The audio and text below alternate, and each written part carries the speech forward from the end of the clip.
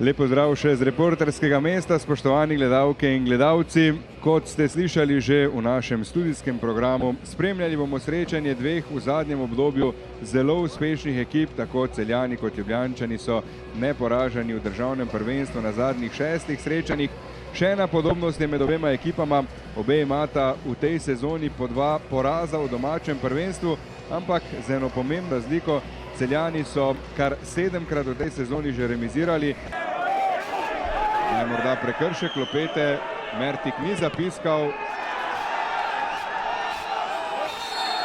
Se je pa zdaj Mertik odločil za 11 metrovko, potem ko je v kazenskem prostoru, mislim, da Benedičič celo igral z roko.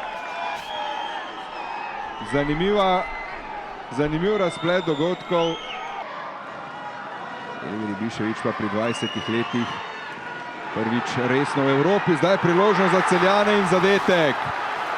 Krasna akcija Celjanov, Olimpijina obramba je zaspala, Mitja Lotrič pa je Celjane v 22 minuti popeljal vodstvo z 1-0.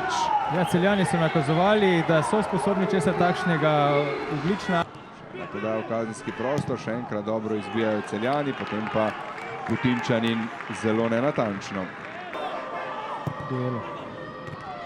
Zdaj še enkrat igra z roko, tudi tokrat ne piska Bojan Mertik, ja pa vendarle po posredovanju sodnika za golom, zdaj vendarle 11 metrovka za Olimpijo.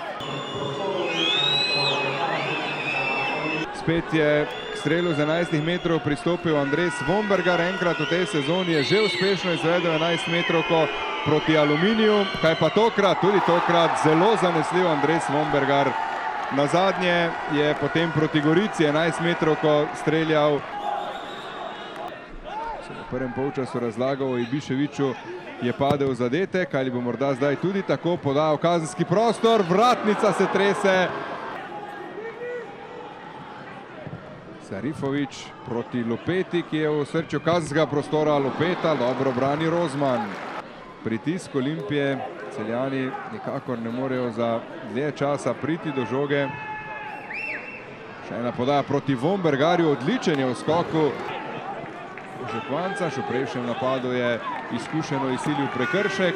Dobro, zdaj proti Novaku, pa sam Mitja Lotrič in natančno vratarja Ivačiča je meril Lotrič. Z veseljem to doživljajo take poteze napadalci, ko jim to uspe.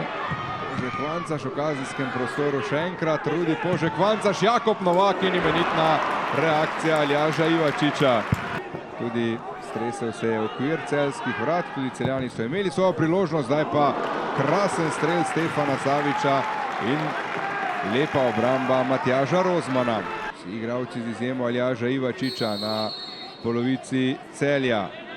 Kronaveter v kazenski prostor, dobra podaja Kronavetra in ob takšnih podajah je potem, tako rekoč, če smem temu tako reči, enostavno doseči zadetek, samo podstaviti je treba nogo in v tem primeru je to storil Rok Kronaveter preko živega zidu, fantastično! Rok Kronaveter za zmago Olimpije, to je zdaj že jasno. 91. minuta se izteka, Rok Kronaveter je danes imel nekaj priložnosti, neposredno z prostih strelov, nekaj.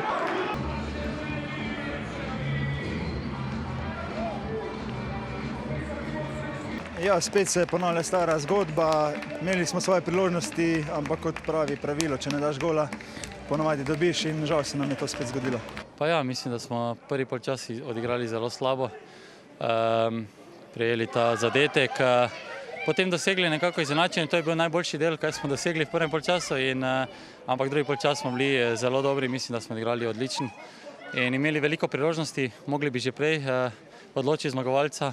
Bila je težka tekma, ampak mislim, da na koncu po tem dobrem drugem polčasu, da smo zasluženo zmagali.